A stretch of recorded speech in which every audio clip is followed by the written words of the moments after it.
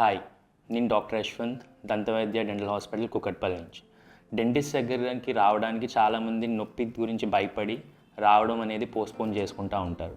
But ఇప్పుడున్న కొత్త technology lasers అనే టెక్నాలజీ తోటి మనము నొప్పి అనేది లేకుండా చాలా డెంటల్ ప్రొసీజర్స్ చేయొచ్చు.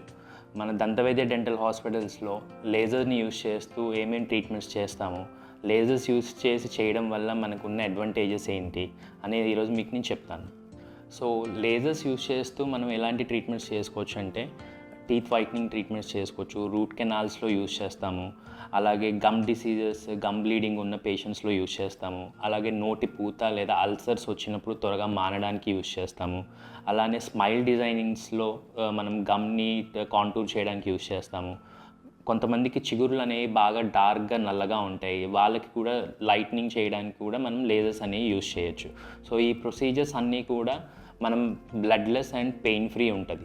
నార్మల్గా మనం ట్రెడిషనల్గా చేసినప్పుడు లేజర్స్లో చేసినప్పుడు డిఫరెన్స్ ఏంటి అంటే మనకి లేజర్స్తో చేసినప్పుడు హీలింగ్ అనేది చాలా ఫాస్ట్ ఉంటుంది.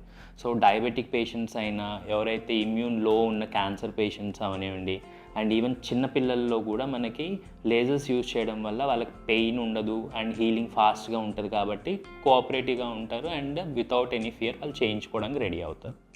సో అందరికీ ఉండే డౌట్ ఏంటి అంటే లేజర్స్ సేఫా? ఎస్, లేజర్స్ అనేవి సేఫ్.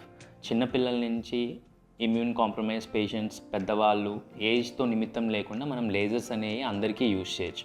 బికాస్ దాంట్లో మనకి డిఫరెంట్ వేవ్ లెంత్ సెట్టింగ్స్ ఉంటాయి. దాని ప్రకారం మనం సెట్టింగ్స్ చేసుకొని అండ్ అన్ని ప్రొటెక్టివ్ మెజర్స్ తోటి మనం లేజర్స్ అనేవి యూజ్ చేస్తాం.